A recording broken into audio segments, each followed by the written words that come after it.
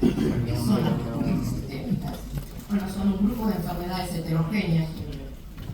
Teresa Luz y a la carita de ustedes. Son un grupo de enfermedades heterogéneas sistémicas que tienen la peculiaridad de comprometer la pared de los vasos sanguíneos. Y al comprometerlos, inflamarlos, ¿en qué va a resultar? Y que vayan estrechando su luz. Por lo tanto, una de las manifestaciones clínicas que va a tener la vasculitis es los fenómenos sistémicos en los territorios del vaso que está comprometido. La otra es que si van provocando una inflamación de la pared, esta pared se va a ir debilitando y lo que es común que termine dando aneurismas, cuya complicación puede ser su ruptura y una hemorragia. Y también predispone a, como está rugoso el endotelio, a la formación de trombos. La sintomatología va a ser muy variada porque va a depender del vaso que esté comprometido. No va a ser lo mismo un vaso grande, un vaso mediano, un vaso chico, porque ahí vamos a tener las diferentes manifestaciones clínicas.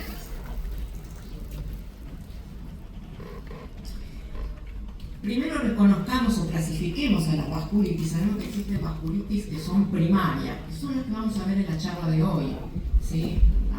Voy a nombrar al final una o dos secundarias, pero la mayoría son las primarias, donde la única alteración es tener enfermo el vaso sanguíneo.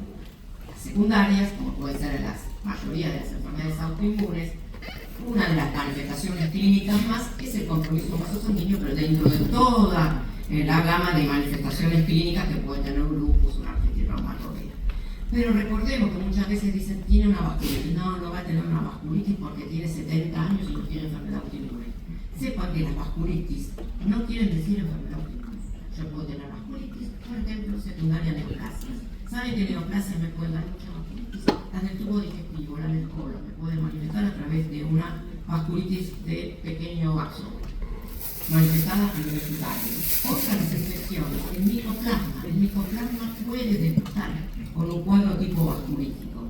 Y por supuesto, una serie de drogas, fármacos que utilizamos en la clínica todos los días, pueden provocar un fenómeno vasculítico. Y también las drogas ilegales, por ejemplo, la cocaína tiene la peculiaridad de estimular la formación de anticuerpos contra los citoplasmas del neutrófilo que vamos a ver en la charla de hoy.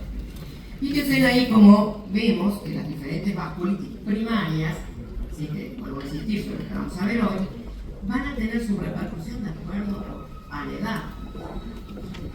Tenemos estas dos, que es el Kawasaki del orden pediátrico. Yo no voy a hablar de Kawasaki, es una vasculitis de diagnóstico del orden de pediatría, pero sepan que una de las manifestaciones de esta vasculitis se produjo durante la pandemia de COVID. Y muchos pacientes tenían fenómenos tipo Kawasaki, de los que estaban cursando una infección por este virus. La que le sigue la adolescencia y que se extiende más en el tiempo es la vasculitis llamada IgA. Ustedes quien sabe la conocen como púrpura de Jeno, que no se llama más de Jeno, sino es una vasculitis IgA. Y fíjense como después tenemos a la vasculitis tipo ANCA, y acá con mucha incidencia en pacientes mayores, 50 años, especialmente su pico a los 70 años, que es la vasculitis de grandes vasos que afecta a las o vasculitis de células gigantes que afecta principalmente a la arteria temporal. Si yo comparo estas vasculitis, fíjense, secundarias, son mucho más frecuentes que las primarias. Y de las primarias, la poliangelitis granulomatosa, ustedes la conocen como Wegener, se llama Wegener, es la más frecuente de ellas. Bien. Obviamente, las que nos vamos a referir a son aquellas vasculitis de patogenia inmune, pero como dije antes, si hay infiltración por gérmenes, van a provocar una vasculitis, y yo, si hiciera la biopsia, le voy a comentar que el germen es el que está provocando la vasculitis, y no por fenómeno inmune, como podría parecer un estreptococo, o bien por la invasión directa de células neoplasias. No vamos a hablar de eso, sino que vamos a hablar del mecanismo inmune. Todos sabemos que tenemos 4 tipos de fenómenos inmunes. El tipo 1, que es el alérgico o anafiláctico, donde vamos a encontrar aumento de la inmunoglobulina E a nivel tisular y la infiltración de eosinófilos. Y dentro de esta vamos a encontrar las vasculitis alérgicas o la poliangelitis granulomatosa eosinofílica antigo-Chus-Strauss. La tipo 2 es la citotóxica, esa está mediada por anticuerpos. Acá vamos a tener los anticuerpos ANCA, que son vasculitis de pequeño vaso, las anticélulas endoteliales, como podemos ver en la enfermedad de Behçet y en Kawasaki, y las antimembrana basal glomerular que vemos en el Goodbuster. Las mediadas por inmunocomplejos es el inmunocomplejo que se deposita en la pared de los vasos, y esta tenemos a todas las vasculitis con infiltrados polimorfonucleares, como puede ser la leucocitoclástica y la panarteritis nodosa. Y por último, la tipo 4, que es la que estimula el linfocito TH1, forma granulomas en la pared del vaso nada más, y acá tenemos por acción del interferón gamma a las dos vasculitis de grandes vasos, Takayasu y la arteritis de célula gigante. Ya del año 2012 tenemos esta clasificación que no varió en todos estos años, que Chapin-Hill, que es una clasificación internacional, dice, bueno, ¿cuáles son, a partir de cuándo digo que es una vasculitis de gran vaso, mediano o de pequeño vaso? Y me oriento. Gran vaso tiene que ser más de 1 centímetro, en la aorta y sus grandes ramas, y ahí tengo las dos de grandes vasos, Takayasu y arteritis de células gigantes. Las de mediano vaso son aquellas que comprometen a los vasos de 300 micras a 1 centímetro, que los lugares de mayor apetencia van a ser el músculo, por eso es frecuente el compromiso de debilidad muscular en esta vasculitis, y el riñón. Error pensar que acá es la glomerulonefritis, la exteriorización. Cuando hablo de un vaso medio, no es la arteria renal, pero sí las arterias de segundo nivel, que son arcuatas y globales del riñón. Por lo tanto, si yo tengo un fenómeno acá de lesión del vaso, lo que me va a llevar es un infarto renal, que el infarto renal se va a exteriorizar por dolor lumbar y hematuria. Y sí, las de pequeño vaso, que son aquellas de menos de 300 micras el vaso, acá sí, el lugar típico sería la glomerulonefritis, por el daño del vaso chiquitito glomerular, y el otro es el capilar del pulmón. Por eso es frecuente la hemorragia pulmón o el síndrome pulmón-riñón. Ahora, esto no se asusten, es solamente desglosado, abierto el abanico de todas las vasculitis que tenemos. Ya nombramos de grandes vasos, que son 2, las de mediano vaso, el Kawasaki no lo vamos a nombrar, que es la peculiaridad que tiene el Kawasaki, para que lo sepan, compromete mucho a las coronarias y son nenes de 5 años que se mueren de infarto cardíaco. Compromiso de las coronarias se mueren la apetencia de esta vasculitis, además de la piel. Y las de vaso pequeño, que las vamos a dividir en 2. Las tipo ANCA, o sea que tienen anticuerpos positivos de citoplasma de neutrófilo, y las no tipo ANCAS, que serían por inmunocomplejos circulantes. Acá estaría la de Goodbuster, la vasculitis EGA, etc. Como clínico, ¿cuándo debo sospechar una vasculitis? Esto se me presenta, que sabe, en un ingreso de una guardia todos los días. Fíjense, fiebre de origen desconocido. Bueno, hay un montón, un abanico de cosas que tengo que pensar. El otro día creo que lo dije, pero el 66% de las fiebres son de origen infeccioso. El 33% son enfermedades inmunes o oncológicas. Bueno, fiebre de origen desconocido. Una mono o polineufritis, compromiso de pares craneales salpicados.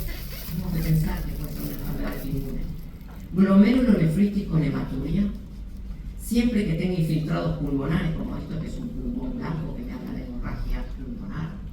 Cuando encuentre úlceras en saca bocado, debo pensar si esto no es un fenómeno vasculítico, lo mismo que si tengo un libero reticulares o una púrpura palpable.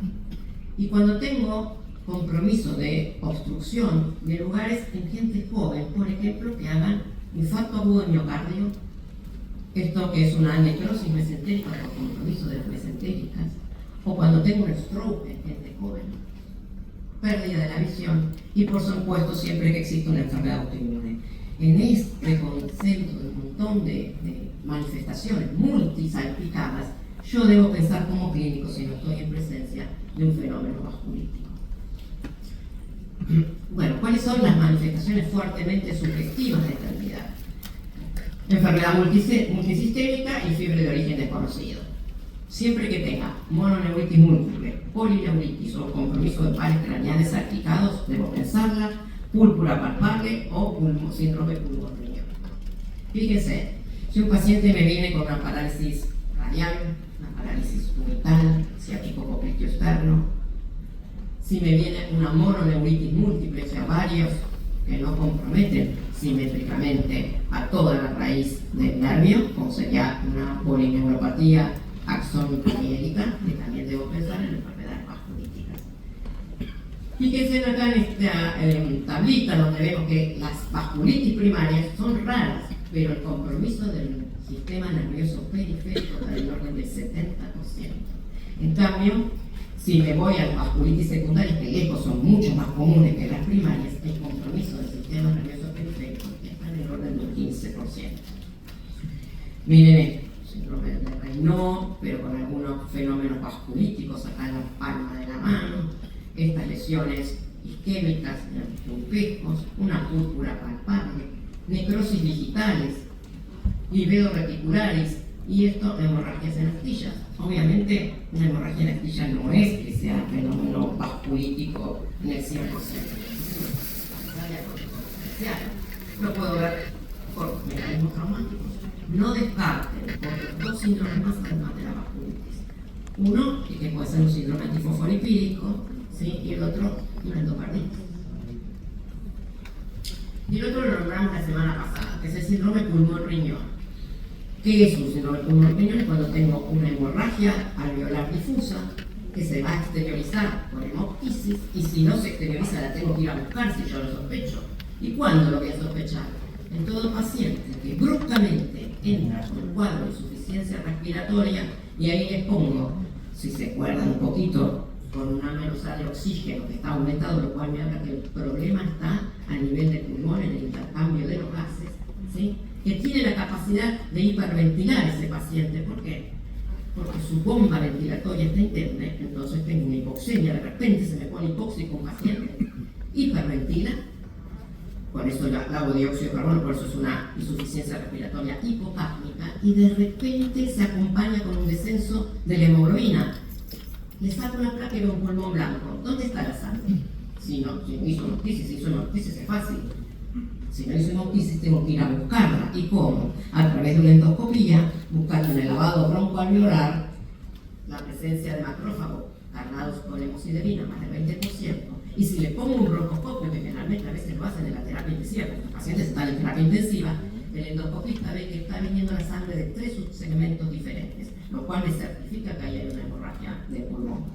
Y si no, a través también del fibrobroncoscopio, si pudiera tomar un tejido, no está tan grave el paciente, que me diga que el 30% de ese tejido está cargado con sangre.